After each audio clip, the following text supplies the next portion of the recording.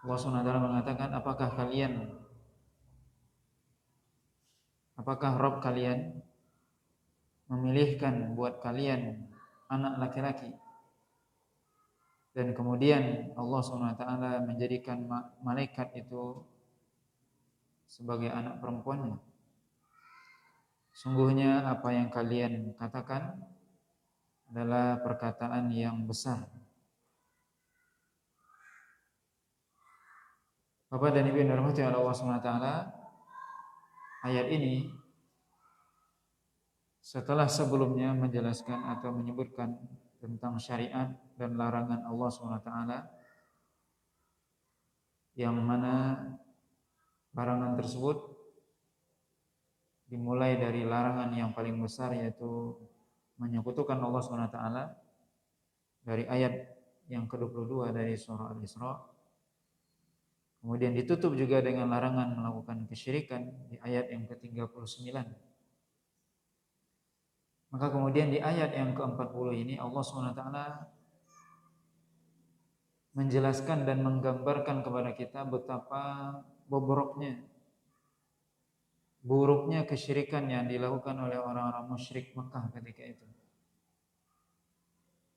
di mana Allah Subhanahu wa taala menceritakan kepada kita bagaimana orang-orang kafir Quraisy, mereka menurut anggapan mereka bahwasanya Allah Subhanahu wa taala memiliki anak, yang mana anak itu adalah malaikat, di mana dalam ayat yang lain disebutkan bahwasanya mereka menganggap bahwasanya malaikat itu adalah banatullah. Malaikat adalah anak perempuan Allah Subhanahu wa taala.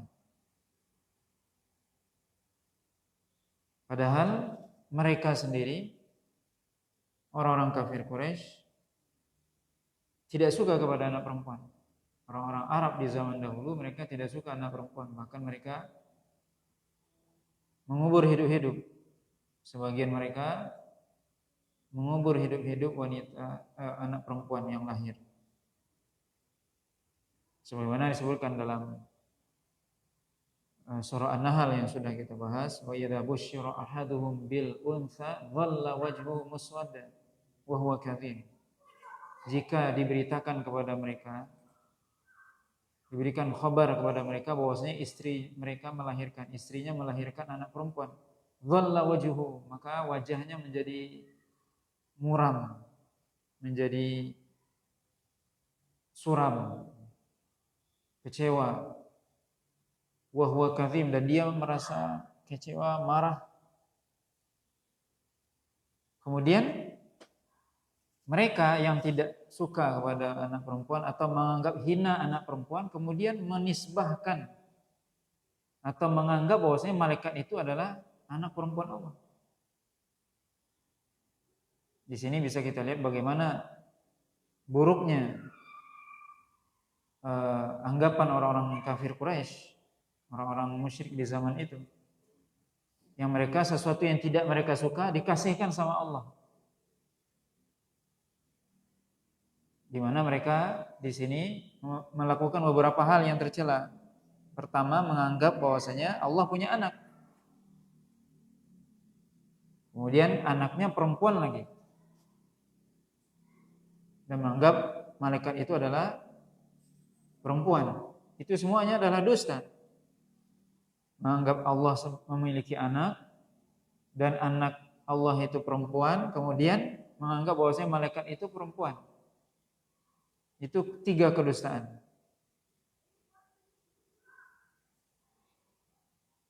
Di mana Allah mengatakan di awal ayat, ya mereka sangat suka atau berbangga dengan anak laki-laki.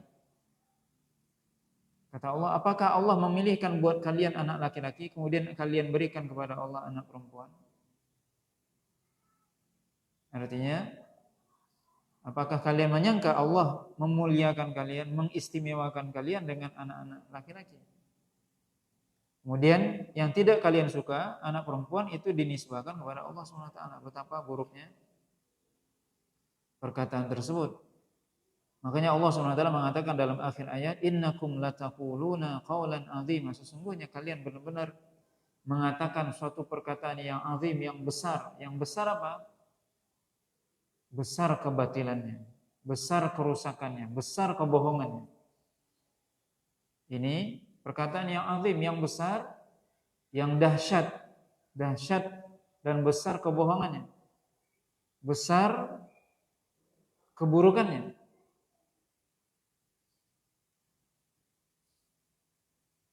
Ini yang dilakukan oleh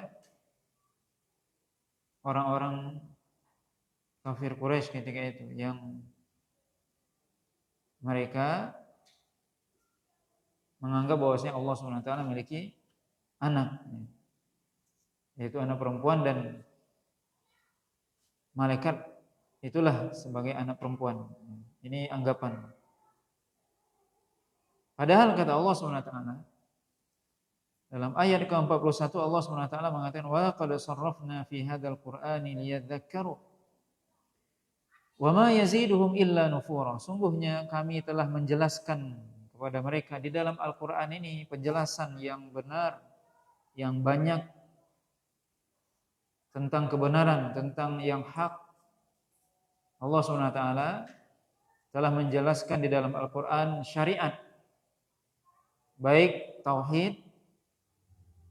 Allah SWT berbicara tentang Allah sendiri dalam Al-Quran, tentang keesaannya.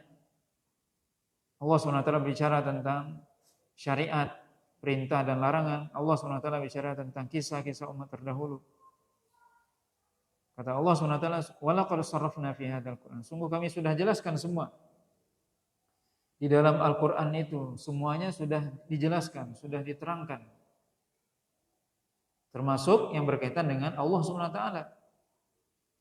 Bahwasanya Allah SWT Al-Ahadus Samad, Allah Maha Esa, Allah tempat bergantung seluruh makhluk. Allah tidak lam yalid wa lam yulad, tidak beranak dan tidak diperanakan.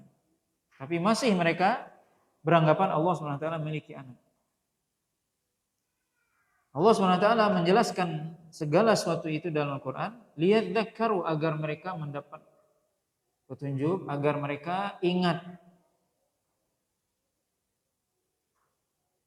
agar mereka mendapatkan pelajaran, liyadzakkaru, agar mereka mendapatkan pelajaran, agar mereka ingat.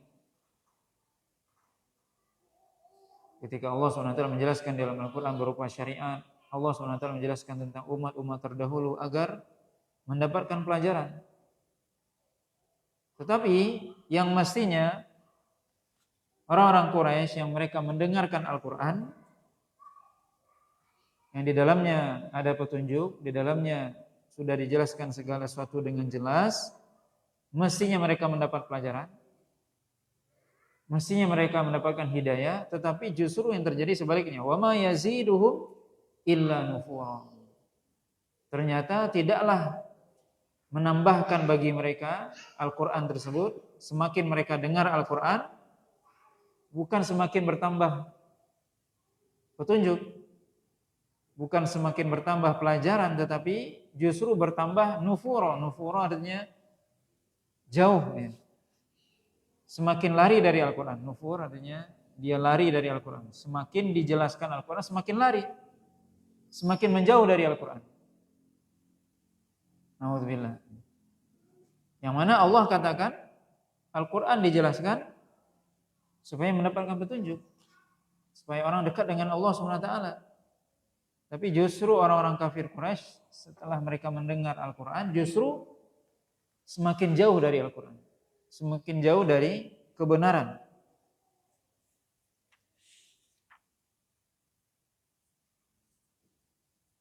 Karena memang mereka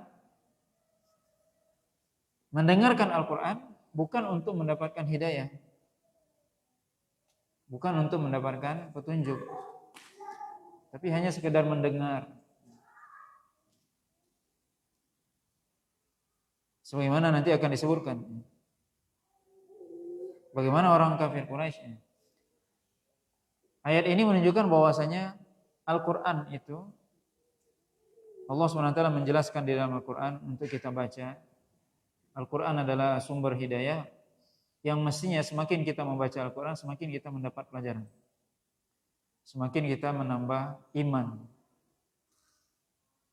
Tetapi itu semua tentunya kembali kepada niat. Apa tujuan kita membaca Al-Quran? Di sini Allah SWT menjelaskan orang-orang kafir Quraisy justru semakin mereka mendengar Al-Quran,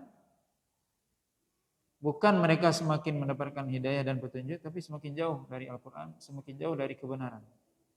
Kenapa? Karena niat mereka memang tidak ingin mendapatkan petunjuk.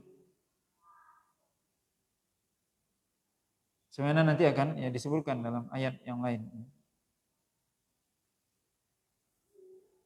Kemudian di ayat yang ke-42 Allah SWT mengatakan, "Qul law kana ma'ahu alihatun kama yaqulun idzal labtaghaw ila dzil arsy sabila." Katakanlah wahai Muhammad, kalau seandainya bersama Allah itu ada tuhan-tuhan selainnya, sebagaimana yang mereka katakan, yaitu mereka orang-orang kafir Quraisy, sebagaimana yang mereka katakan, sebagaimana yang mereka yakini, idzal labtaghaw ila dzil arsy sabila. Sungguh mereka aliha tersebut, tuhan-tuhan tersebut akan mencari kepada yang memiliki arsy. Yang memiliki arsy yaitu Allah SWT, sabilan, jalan. Ayat ini disebutkan oleh para ulama memiliki dua makna. Walaupun di sini Imam Ibnu Katsir menyebutkan satu makna saja. Apa maksud dari ayat ini? Yang pertama kita baca penafsiran Al-Imam Ibnu Katsir, di mana Allah SWT mengatakan, katakan wahai Muhammad, kalau seandainya bersama Allah ada Tuhan yang lain, sebagaimana anggapan orang-orang kafir Quraisy, mereka percaya, yakin akan adanya Allah, tapi juga mereka menyembah Tuhan selain Allah, yaitu patung-patung yang mereka buat. Itu juga mereka sembah. Atau mereka menyembah jin atau yang lainnya, Tuhan-Tuhan yang mereka sembah, yang mana sebenarnya memang mereka menjadikan Tuhan-Tuhan itu sebagai wasilah, perantara antara diri mereka dengan Allah SWT. Sebenarnya itu inti kesyirikan dari orang-orang kafir Quraisy. Tapi dalam ayat ini Allah SWT ingin mengingatkan, kalau seandainya ada Tuhan selain Allah, sebagaimana yang mereka klaim, sebagaimana yang mereka katakan, sebagaimana asumsi mereka, maka sungguh Tuhan-Tuhan tersebut yang mereka sembah tersebut, ini penafsiran yang pertama, akan mencari jalan untuk mendekatkan diri kepada Allah SWT. Maksudnya di sini apa? Bahwasanya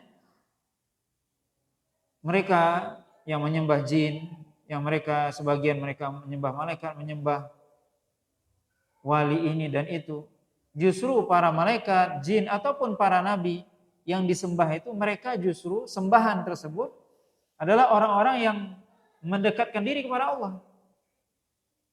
Makanya disebutkan bahwasanya ada sebagian orang-orang kafir Quraisy yang mereka menyembah jin.